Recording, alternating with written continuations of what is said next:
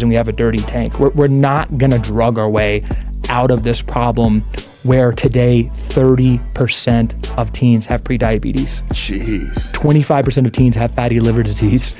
40% of high school seniors qualify as having a mental health disorder. There's something happening. Everything is going up all at once. Every chronic condition, autism, autoimmune conditions, everything. Wherever you guys are watching this show, I would truly appreciate it if you follow or subscribe. It helps a lot with the algorithm. It helps us get bigger and better guests, and it helps us grow the team. Truly means a lot. Thank you guys for supporting, and here's the episode.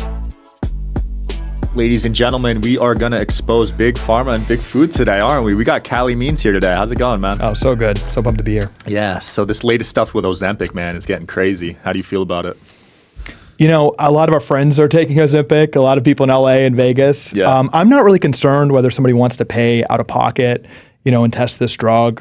What I'm most concerned about is they are trying to push this on kids. Right. The stock right now, the company Novo Nordisk, is the most valuable company in Europe. It Wow. passed Louis Vuitton, LVMH, Whoa. as the most valuable company in Europe. Now, it's not being prescribed for obesity in Europe. The entire profit projections, 90%, is expected profit coming from the United States. And that's because they've hired an army of lobbyists. I used to be a lobbyist for the pharma industry. Yeah. They've hired an army of lobbyists to make this the preferred and urgent and first-line medication for any American that is obese or overweight. That is 50% of teens and 80% of adults.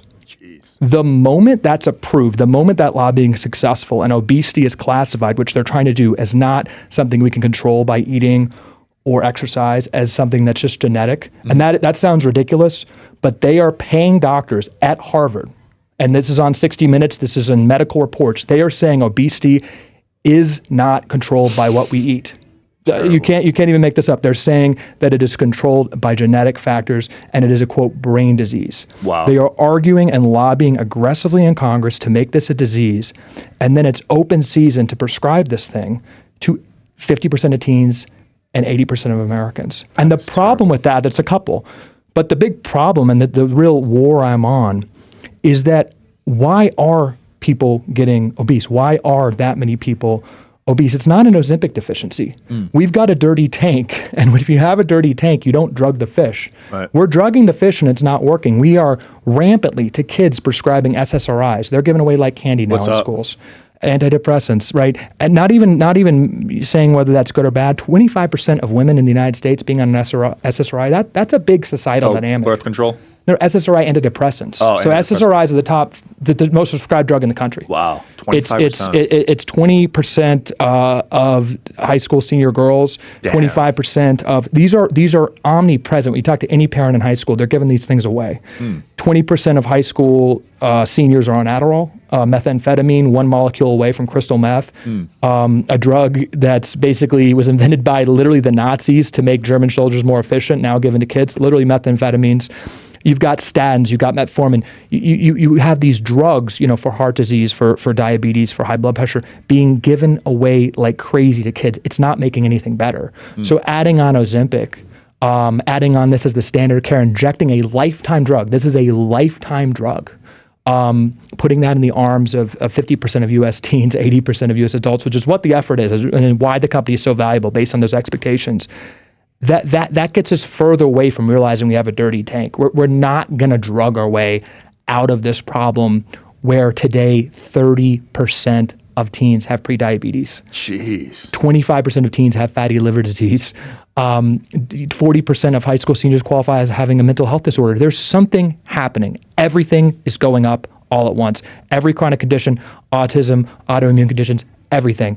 And until we understand what is happening, and I believe the answers are very simple, until we stop lunching for drugs, just siloing diseases one by one, we're going to be in a big problem. I believe, Sean, it's the most important issue we face in America, seeing behind the curtain at these companies, because we have a problem where the largest industry in the country, the healthcare industry, which is the largest, highest employed industry in the country and the fastest growing industry in the country, it grows it grows by people getting sick. The industry shrinks when a child learns how to eat healthy and exercise, and it grows when a child is overweight and given Ozempic and given a statin for high cholesterol and metformin for prediabetes and goes on the treadmill. Inevitably, they're going to be infertile, depressed, all the things. Right. That's what's happening. And my message is that the root cause is very, very simple. It's that our food is poisoned. We're becoming more sedentary. It's basic metabolic habits. And you actually can incentivize those things. Doctors can recommend those things. Yeah. So that's what I'm trying to unwind here. And a big part of your philosophy of what's causing all this is sugar, right? 100%. I used to work for the food industry and the pharma industry. Those are my two clients. And that was very surprising to me. So I got into DC, did campaigns, was trying to fight the good fight. And I was shocked to learn when the campaigns were over, whether you're on the right or the left, you're inevitably sitting across the table after the campaign ends consulting for the pharmaceutical industry. I was working for John McCain back in the day in 2008.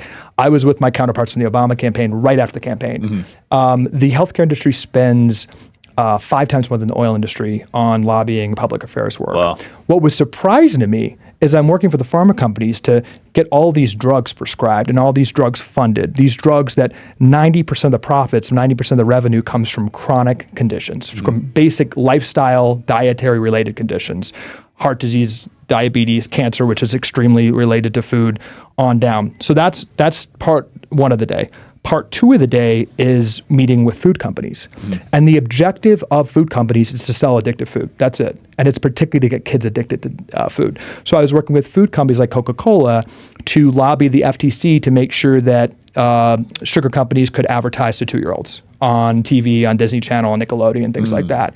I was working with them to get government funding for sugar. So I've talked a lot about how actually Coke has rigged the system that food stamps, which the lowest income Americans depend on for food, 10% of all food stamp funding goes directly to sugary drink companies. There's a $10 billion transfer from the government treasury to Coca-Cola. Wow. Every single year. That's crazy. And so kind of understandably, food companies are trying to get subsidies for their products, trying to get approval for their products. I was shocked working at a PR company essentially to see lists of Harvard doctors that we paid money to get studies saying sugar doesn't cause obesity. Those studies are then fueled and given to regulators and politicians to influence the guidelines. And today, as we sit today in America, the USDA, which sets the dietary guidelines for Americans, says that 10% of a 2-year-old's diet can be added sugar, which is an addictive drug. So that's how it works on the food side. The devil's bargain that I put together in retrospect is, why isn't the healthcare companies? Are you interested in coming on the Digital Social Hour podcast as a guest? Well, click the application link below in the description of this video. We are always looking for cool stories, cool entrepreneurs to talk to about business and life. Click the application link below, and here's the episode, guys.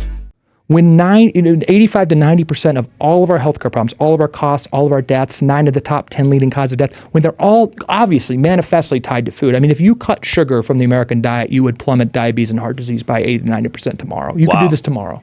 It is a metabolic disease. These are metabolic conditions. These are foodborne illnesses. Even with, we had multiples higher death counts and death rates than many other developed countries, many other developing countries, because of our poor metabolic health. If you were metabolically healthy, meaning you have stable blood sugar, stable cholesterol, not overweight, you didn't die of I didn't even feel it when I got it. You didn't die. You even if you were old. Yeah. You look at the stats now, it's almost 100% of deaths that they can trace to, and that data is all problematic to begin with, but it's almost 100% had signs of metabolic dysfunction, were overweight, had high cholesterol, had high blood sugar, these indicators that are tied to food. So the devil's bargain is, why isn't the healthcare industry talking about this? Why, not even though are they silent, why, when I was working for Coke, did the American Diabetes Association accept money from Coke? Why did the American Academy of Pediatrics get money from Coke? These medical groups are actually accepting money from processed food companies. Every hospital in America you walk into has a soda machine. There's actually sponsorships and connections between hospitals and medical groups and foods. So not only are they not, the American Diabetes Association, when diabetes has gone up 8 times in a generation, isn't saying we should stop drinking liquid sugar, diabetes water. They're actually taking money from Coke and recommending small cans of Coke as a good move for diabetics. So this is the problem. that we are getting sick for simple reasons. And we have a medical system that is not only silent, it's actually encouraging us not to really realize the centrality of our poison food system to why we're getting sick. Wow. Because every single institution that touches our health, from a pharmaceutical company to a medical school to a hospital to an insurance company, they make money when we're sicker for longer periods of time, and they lose money when we're healthy. So there's just a massive misalignment. I say don't look at what they say, look at what the outcomes are. The problem with our healthcare system right now is that it gives a lot of, frankly, good people plausible deniability. That, I think there are some very evil people, quite frankly, but the vast majority of people that work at medical schools, that are doctors, that are nurses, that work at hospitals, that even research for pharma companies, they're not bad people. Mm-hmm. They all have plausible deniability. Not one person in the entire ecosystem is incentivized to ask why people are getting sick. Every single person, right, their job is to create products and services for more and more people getting sick. I was recently talking to an obesity doctor at Harvard, off the record. And, I've been on this tear on Ozempic. Again, my main issue is we can't fund this as the first line defense as a government for obesity without fixing our food system. Every marginal dollar we do and commit to combat obesity should start with the food. It doesn't make any sense to poison ourselves and then drug ourselves. We should just stop poisoning ourselves. That's my point. Yeah. I've had a lot of actual doctors reach out to me, a prominent doctor from Harvard. And she said, Calley, if I could snap my fingers tomorrow and cure childhood diabetes and obesity, I would. I got in this, I became a doctor. There's easier ways to make money. I didn't become an obesity doctor to see a bunch of kids sick. Right. But the fact is, we just built a new obesity center. It cost $100 million, like huge new complexes. She has a team. She just hired, 20 new doctors.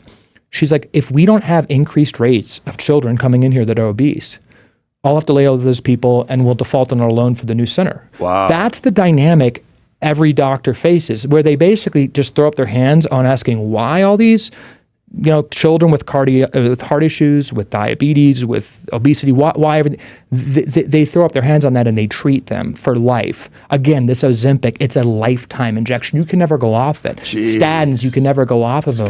Metformin, there are all these lifetime managed conditions.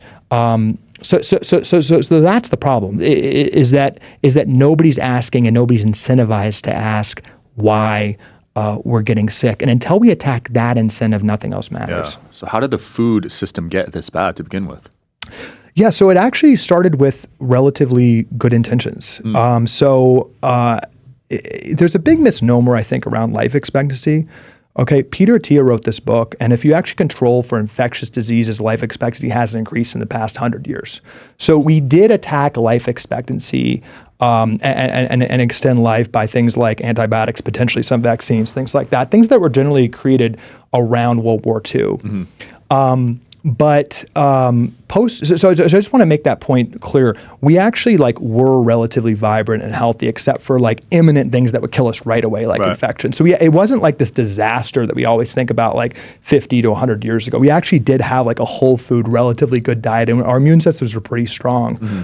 What happened was our diet after World War II went from almost 0% ultra-processed food to today 70%. It's that simple. Damn. And after World War II, the good intentions came through, where we made food shelf stable because we had to feed the world. Europe was devastated. We needed to ship food overseas. Yeah. So we made food shelf stable, ultra-processed food. And we had a dynamic where there's 3 ingredients that became staples of our diet. So the 3 ingredients of ultra-processed food, if you look at any label, are added sugar. Mm-hmm. And we all talk about sugar, but I don't think we quite understand. Sugar consumption's gone up 100 times in the past 100 years. Jeez. If a child's drinking 1 can or a 20-ounce bottle of Coke, they are ingesting as much sugar as they did 100 years ago, an entire year. That's crazy. An entire year. So sugar consumption, we were able to sneak that into ultra-processed food. The second thing, the reason it's shelf-stable, is refined grains. So refined grains are essentially an invention of the past 60 years. And the refining is taking the fiber off. So you have a whole grain, it does rot, actually. The fiber has a lot of the nutrition value, it blunts the glucose impact. The reason everything's able to stay on the shelf for years is because we take that fiber, that part with all the nutrition off, and it's basically just hidden sugar. Wow. So you look at any processed food, any food on the shelf, you'll see some kind of refined wheat. That is a new invention, and it's a staple of our diet now. It's in everything we're eating, and that's basically no nutrition and basically just going straight to our bloodstream and converting into sugar. And the third is seed oils. So seed oils were an invention by John D. Rockefeller as an industrial byproduct to oil. It literally was used as oil, as engine lubricant in the 1920s, 1930s. And John D. Rockefeller and his acolytes actually determined that they could lobby the government because it's so cheap and actually put it into food. And now our top source of calories as Americans, that if you isolate all the ingredients, the top way we get calories is soybean oil. Is you look at, you might not, people that don't even know the term, you look at any food you're eating, it most likely has soybean oil. Seriously? And we subsidize that heavily. So we've taken this goal to make ultra processed food, and now that's close to 70% of our diet. So I think it's actually very simple. Ultra processed food is very addictive. You're able to basically engineer it. Thousands of scientists from the tobacco industry have actually moved to food in the past 30 years to make our food highly addictive. You're able to engineer it. So it's addictive, and then ultra processed food is much more profitable than just selling broccoli or just good meat. So it's profitable and it's addictive, and we're just quite simply eating food that we're not biologically, evolutionary made to eat. That's the basis of our diet. It's just that simple. In Japan, ultra-processed food consumption is 25% of their diet.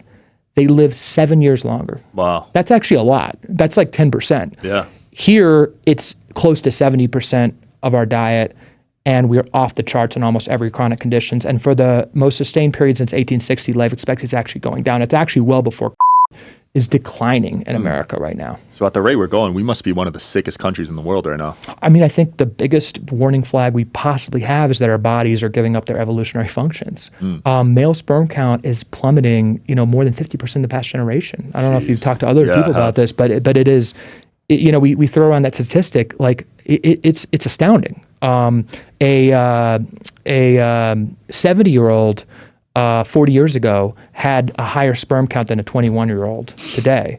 You kind of joke about, there's the Alex Jones clip about, the water making the frogs, change genders.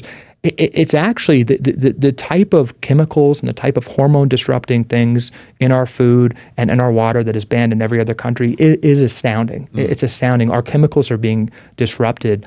You actually have 7-year-old girls growing breasts now at an alarming rate. The New York Times recently wrote a front page article saying puberty's happening earlier and earlier, specifically in America. And then the next part of the headline was, nobody knows why.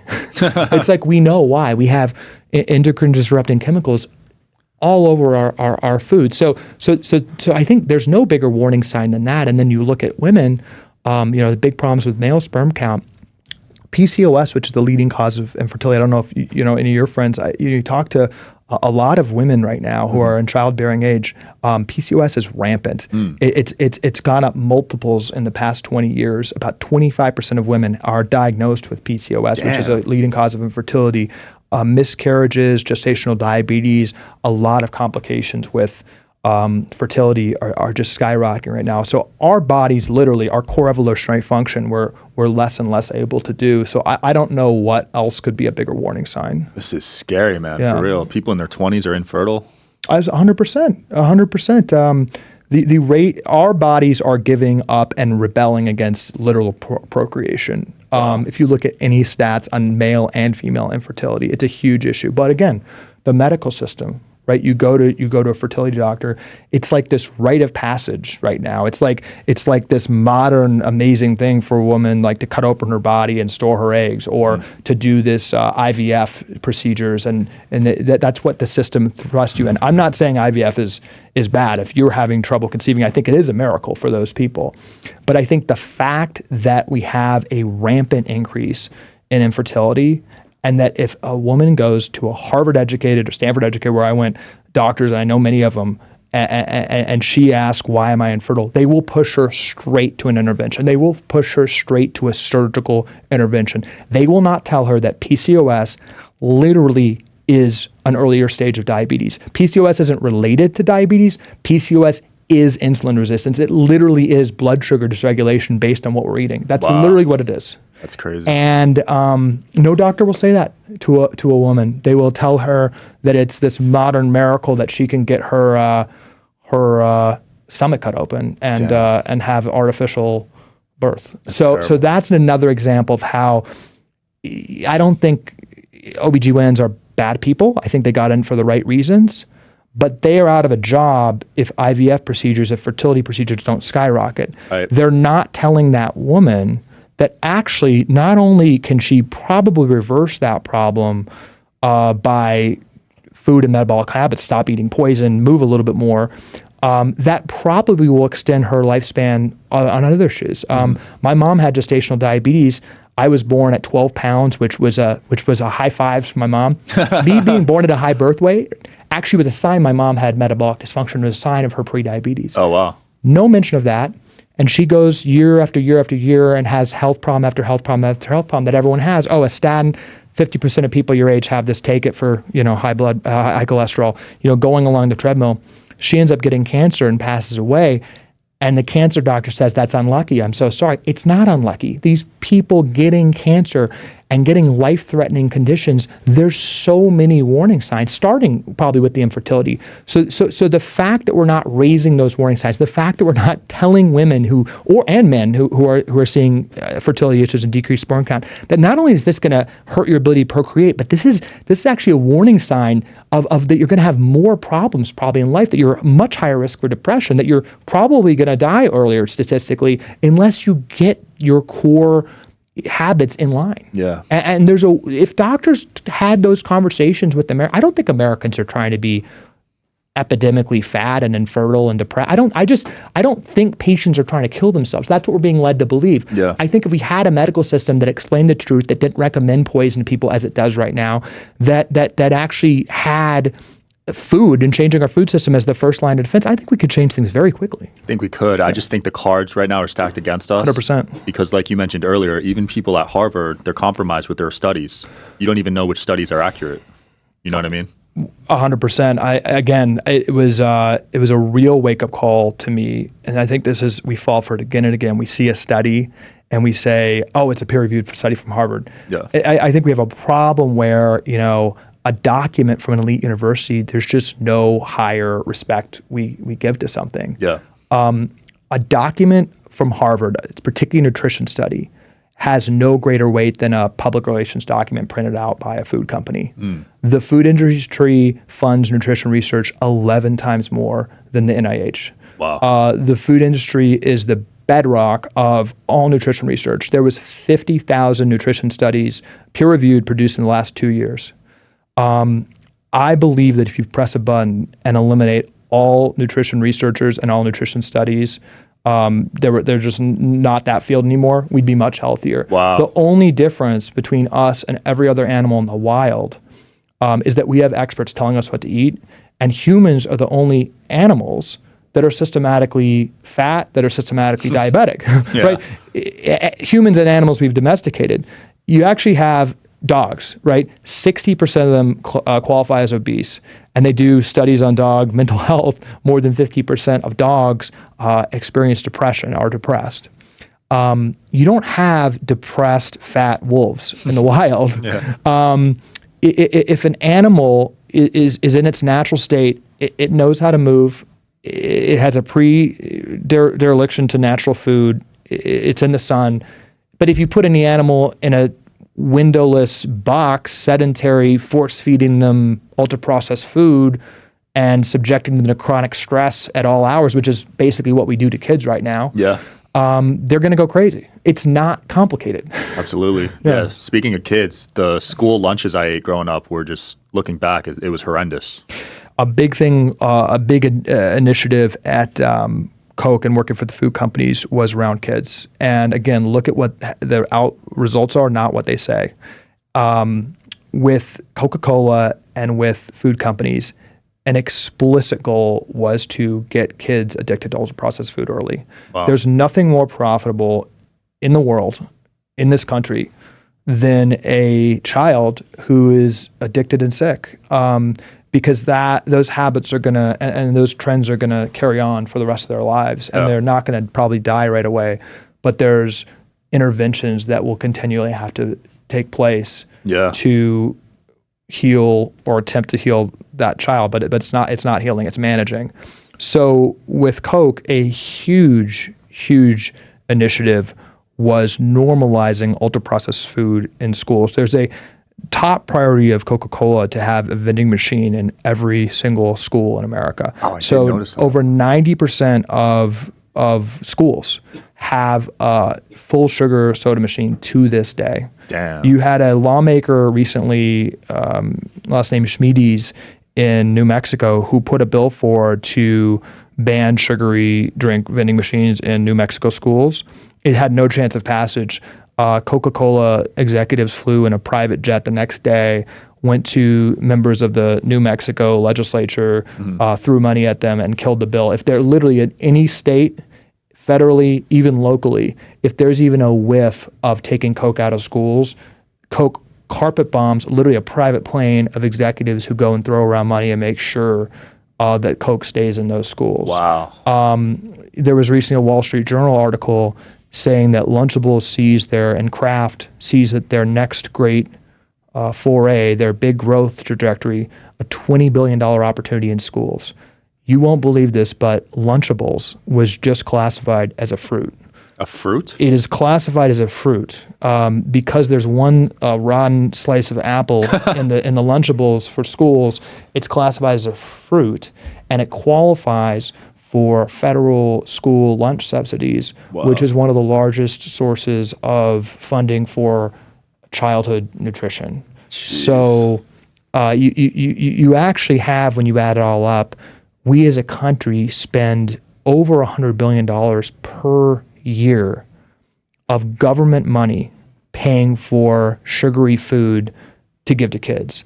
That includes food stamps, as I mentioned, 10%, 10 billion plus goes to soda, but 70% of all food stamps are for ultra-processed food. No other country does that. No other country has their low-income nutrition program subsidize food that's going to make people sick, that's going to make them depressed, and going to cost our healthcare system trillions of dollars downstream. That's policy. Yeah. But we have a rigged system that does that, so we fund through food stamps, through agriculture subsidies, through federal school lunch programs. We're writing the check, almost guaranteeing that these kids are going to live a suboptimal life.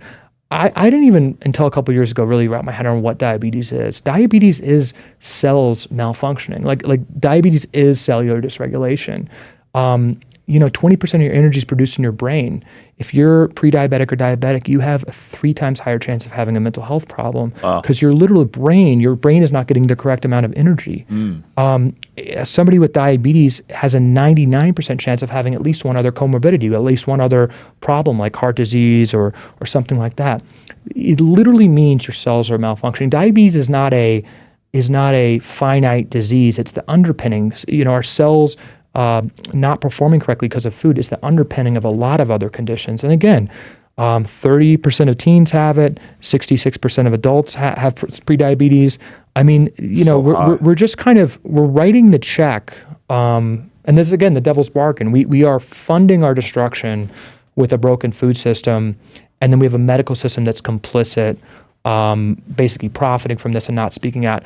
I know we're being a little bit depressing, but what gives me hope, honestly, is that you're talking about it. Everyone from Joe Rogan on down is talking about it. Tucker is talking about it. Independent media is talking about it. Barry Weiss, people on the left and the right who get out of this echo chamber where the bills are paid by the powers that be are talking about this because it's the most important issue people face. The fact that kids are getting sick and we're all, our parents and everyone around us is getting a little bit sicker, not at their best. That's a huge issue. And this thing can change so quickly. Like, I'm actually heartened, when you look at the polls, whatever you think of them, Trump and RFK are getting over 70% of the vote. Wow. In a 3-way race. Biden's getting 28%. Now, let's not even getting into the strengths, weaknesses of these candidates. The American people in a 3-way race are going more than 70% to politicians that are aggressively calling out our institutions. And, obviously with RFK, but increasingly with President Trump, you're hearing very aggressive denunciations of the healthcare system and what's happening to kids. Nice. Trump's actually made a couple speeches about this. So you have the American people, I think, on the national level waking up and saying we need some serious changes. And if the president and the head of the NIH and the heads of medical schools tomorrow said that we need to start shifting medical dollars away from sick care and towards incentivizing a better food system so our kids aren't being poisoned, I think things would change quickly. If the USDA said, instead of recommending sugar, said, you know what, parents, we should stop as Americans giving our kids sugar. No bans. I don't support any bans. But if medical leaders say to do something, we do it. When they said to stop smoking, with the Surgeon General's report, smoking rates plummeted. For better or worse, when Dr. Fauci told us to get the vaccine, 90% of Americans got one. We actually listened to medical leaders, and if we had leadership on this issue, which I think we need from the kind of federal level, from politicians and regulators who aren't in the pocket of these industries, if they can lead this effort, we will see societal change. Yeah, I'm excited about it. I can't wait for the next election. Actually, I haven't said that about any election. How do you? I mean, we're entering 2024. I'm worried and optimistic. How are you feeling? I'm good with Trump or RFK. Honestly, if one of those two win it, I'm happy. I hope it's a peaceful year. Yeah. Oh gosh, we'll see. Now I have a crazy fact here that you sent me. So the richest American men live 15 years longer than the poorest American men. I get I'm just frankly angry at this point when I see social justice kind of language used to basically sell and keep kids eating bad food. I mean, I saw that with Coke, who paid the NAACP, a civil rights group that's done a lot of good work throughout American history, but now is a pay-for-play organization. So Coca-Cola paid the NAACP to say that anyone who wanted to stop federal funding for Coca-Cola was racist, that you were taking away choice from lower-income kids. Yeah. The biggest social justice issue in this country is nutrition. The reason for that stat, the reason a lower-income man dies, close to 15 years younger than an upper, which is just hard to wrap your head around. The chief reason, the primary reason, is that they are feeding their body toxic things, and it's other simple metabolic habits. Obviously, lower income people probably have higher rates of chronic stress, worse sleep, potentially more sedentary, but it's all a loop. Right. So food is primary, but if you could just attack and incentivize better metabolic habits, instead of getting these folks on Medicaid, and a lower income person on Medicaid who's diabetic by age 25 is going to cost the U.S. taxpayer over $1 million. Damn. Because they don't die. And that it's such a great source of funds for the medical system. The government's paying the bill. The taxpayers are paying that bill. They're not not getting their medication. Right. So it's a beautiful thing for the medical system. And there's huge efforts to get that lower income person sick, right, and then get the healthcare system gets those millions of dollars from the government, from Medicaid. We spend more as a country right now from the federal treasury to manage diabetes than the federal treasury spends on all defense. Holy crap. The line item for diabetes management in the federal budget, when you add it up, is more than all of the Defense Department. And that's our tax dollars. It's our tax dollars. And it's happening, again, because we are letting and actually pushing, often co-opting the same groups who are lecturing us about social justice, are standing by as lower income communities, as communities of color, are getting decimated by metabolic conditions. Yeah. The best social justice thing we could do, the best thing we could do for every American, but particularly lower income Americans, is give, like they do in Sweden, quite frankly, give everyone a card where they can buy non-poisoned, whole, natural food for I'd their rather family. fund that than fund pharma. I don't support, a lot of people say, well, we don't like these programs. We don't like, I'm a libertarian. I'm a grew up as a conservative. I don't like a nanny state. I don't like big government, a heavy hand. Mm-hmm. But we have a corrupt, broken market right now. Right now, we're standing by and letting these industries basically completely co-opt our system. What we have right now in healthcare is worse than socialized healthcare. We have a kleptocracy. We have a corporate kleptocracy where our systems are totally owned by industry and fueling the fastest growing and largest industry in the country, healthcare, while we're all getting sick and getting worse outcomes. That's what we have right now because we're ignoring food. The best thing for our budget, the best thing for American competitiveness we could do is take the $4 trillion we spend on healthcare and ask a simple question: how can we actually keep people healthy? Right now, it's how do we manage people that are sick? 95% of that $4 trillion go to managing conditions after people are sick, not curing them. If we could simply reverse that, and it's not just preventative healthcare, food and exercise and actually incentivizing these things is actually the best way to reverse things, right? If somebody has heart disease or diabetes or even Alzheimer's, there's landmark studies now that Alzheimer's is being reversed through food interventions. Really? Yes, Alzheimer's is now called type 3 diabetes. It's skyrocketing. Wow. And it's because of metabolic dysfunction. It's because of high blood sugar. It's because of this dysregulation in our cells. You can actually reverse Alzheimer's, kidney disease, a lot of these conditions. So if we could simply do that, if we could simply ask what I think most Americans would say is obvious, but how do we actually steer that money to reversing, to preventing conditions, not just managing people who already have conditions, a lot of good could happen.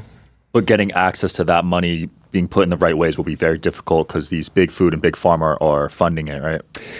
Yeah, I think there's this trend, you see with Elon, kind of saying, go f*** yourself. I think we need more of that attitude from our leaders. I think we need more, quite frankly, of that attitude of like, I'm not going to be bribed from doing the wrong thing. Right. I think if that courage can get into elected leaders, particularly on the presidential level.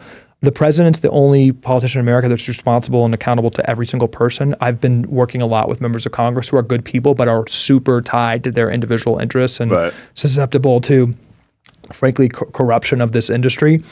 But if you had a president with a go f*** yourself attitude, if you had, frankly, some leaders at some of these healthcare companies that said, I'm not going to continue profiting and pushing Ozempic on 6-year-olds, which is what's happening right now. They're about to approve it for 6-year-olds. Jeez. That's just wrong. I'm gonna speak out and actually put the mantle down that we have to change the incentives of healthcare to actually get people healthier, and that's got to involve reforming our food system. And that might cost our profits in the short term. You just need people with bigger moral courage. But yeah, I mean that can be the president. That could be the dean of a medical school, speaking like we're speaking clearly about this, who's saying, I don't care if I'm going to reduce my research funding from pharma, which is 50% of most med schools' budget. Yeah. You need courage. We have a lack of moral courage. We have a moral crisis in the healthcare industry right now. And I hope podcasts like this can help inspire people to get out of their shells a little bit. Well, I think what gives me hope, as I said, whether it's a comedy podcast like Rogan and many others, whether it's any topic, we're all gravitating. Anytime you have independent media, anytime you have microphones that aren't paid for by pharma companies, which is all mainstream media microphones, you get to this topic and you start unpacking this topic. Sorry. You're good. It's can you just throw me that water? Sorry, guys. No, you're good. All right, just take one sip.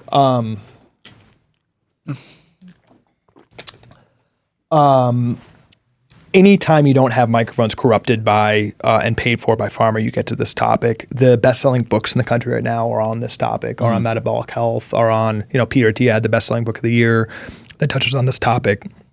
So, and then I think millions of people are wearing biowearables. They're actually subverting the doctor's office and getting control of their own data. So I do think people are waking up. Yeah. Is it true the U.S. and New Zealand are the only two countries where big pharma is allowed to advertise? This is the key point about pharmaceutical advertising. It's not to influence you, these goofy ads.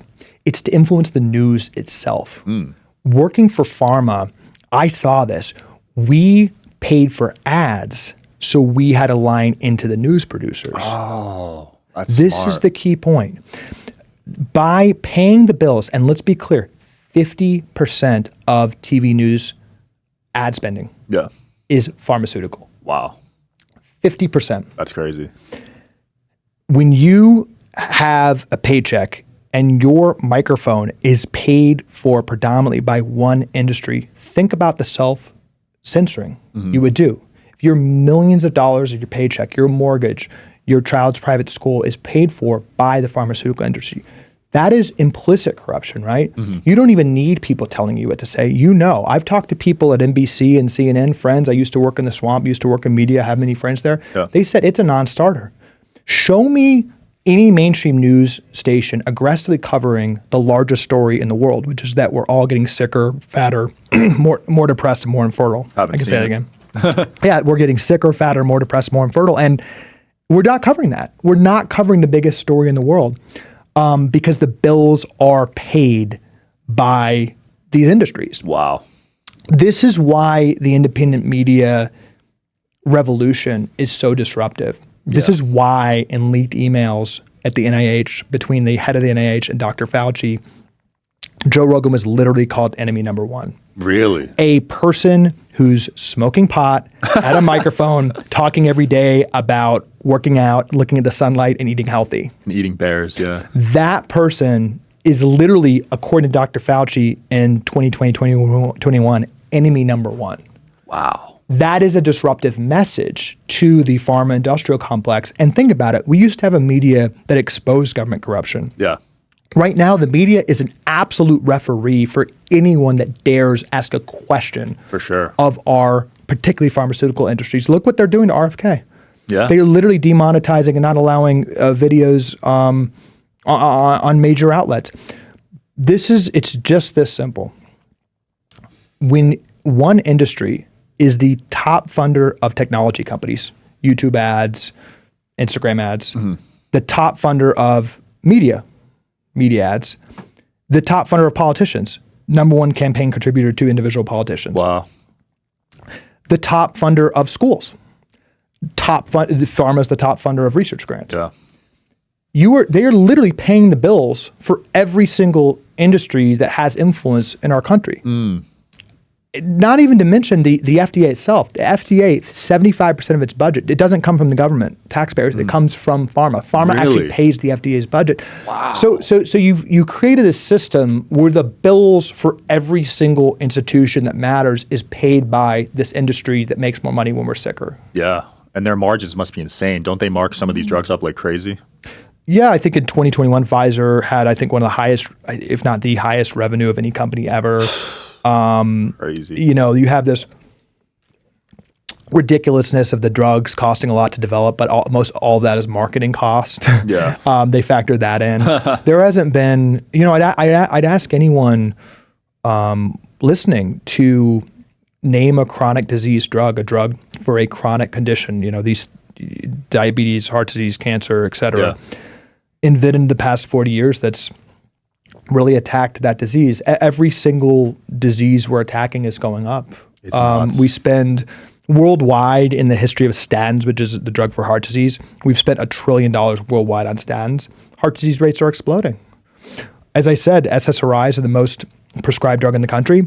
Depression and suicide is skyrocketing. Yep. Every single condition we're treating and paying trillions of dollars for drugs and interventions for, it's going up. One message I'd give here, and I think because it's like, okay, so should I not listen to my doctor and everything?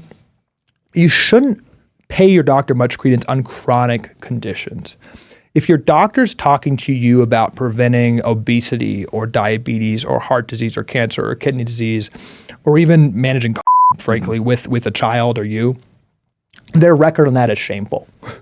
And they just logically don't deserve any benefit. You should listen to them, but they don't deserve any benefit of the doubt. The medical system is a miracle on acute issues. If you have a gunshot wound, a burst appendix, a complicated childbirth, an infection, something that's going to kill you right away, we're great at that. Yeah. But that's 5 to 10% of all medical spending. So if you have something that's going to kill you, go to the doctor, listen to them.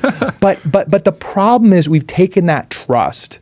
And really miracles, I think mostly before World War II with the invention of antibiotics and things like that, that the medical system's garnered, and they've asked us to trust them on chronic issues. The reason chronic issues are so problematic is, for us, it's good for the medical system, is because they're recurring revenue. There's no incentive for a mental health doctor to get you off of antidepressants because that means you stop coming to them. There's no reason for an obesity doctor to get you off of Ozempic. There's no reason for a cardiologist to get you off statins. Yeah. The second you reverse your condition fully, which can only happen through food and lifestyle, you're not going to see that doctor anymore. Yep. the accessibility to these drugs is so easy. I remember going to a doctor I never met in college, telling him I had anxiety. Within 2 minutes, he gave me Xanax, and I was out the door. That's happening in schools. I mean, mental health professionals at schools are basically Xanax and SSRI pill mills. Yeah, it's terrible, man. Yeah. We'll end off on this. You recently went to Congress, right? Yes. What were you trying to get accomplished there? Yeah, so I've been dragged into this fight. Just talking about my insight as a lobbyist for these industries, and it's been really rewarding to engage with members of Congress. I will say that they are trying to change this. Okay.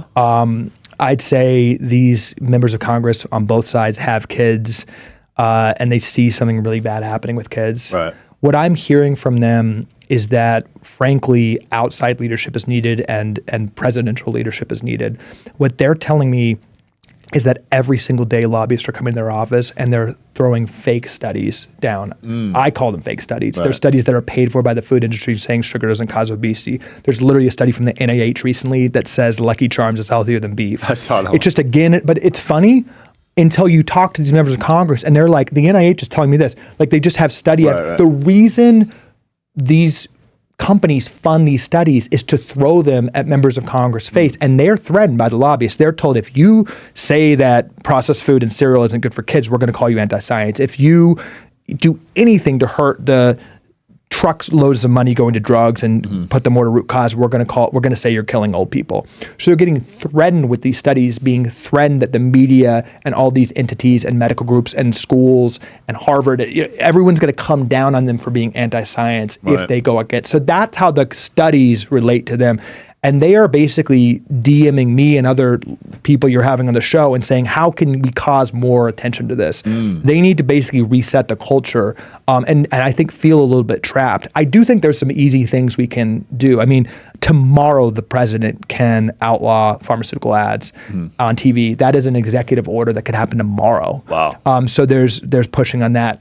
Now, it looks like next year we're going to have congressional testimonies on Coca-Cola executives. Really? Coca-Cola executives who are doing fraudulent things with research, I think who are, like the cigarette companies, knowingly causing harm to kids, who are paying off civil rights groups and rigging our institutions.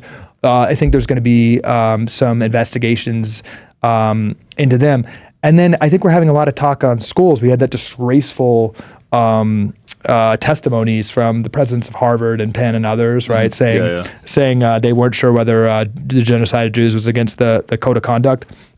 That actually represents a much deeper issue, which is these schools have totally lost their way, and schools are basically propped up. Elite academic institutions are basically propped up with industry money, and are just completely corrupt enterprises. And I think tomorrow, the president can say no NIH grants to any researcher with a conflict of interest. You wouldn't believe this, but right now, the majority of NIH grants go to university professors with a direct conflict of interest in what they're studying. Wow. Literally nutrition researchers who have been paid by food companies, not research grants, but bribes, consulting payments, and then pharmaceutical researchers who have been paid direct payments, consulting fees by pharmaceutical companies with interest in what they're studying. That is the majority of NIH grants. There is no conflict of interest rules for any federal grant right now. So you could change that tomorrow. So you actually can chip away at the incentives. And I will tell you, it does give me hope that people are waking up to this on Capitol Hill and trying to push these very simple ideas that can be instituted quickly as much as I can. I hope we could change this because our kids, growing up in this environment 100%. is really scary. 100%. Yeah. Well, Calley, it's been a pleasure, man. Where can people find you? I'm on the socials at Calley Means, CALLEYMEANS, and my company is TrueMed, and we are actually prescribing food and exercise and enable people to spend tax-free money, FSA, dollars on food and exercise, which you actually can do, and I think that's another part of the solution. Nice. You can actually buy food and exercise tax-free with a doctor's note, which we make very seamless. So that's TrueMed.com, cool. Didn't know about that. Yeah, I'll link it in the video. Great. Thanks for coming on, man. Thanks, man. Yeah. Appreciate it. Thanks for watching, guys. See you tomorrow.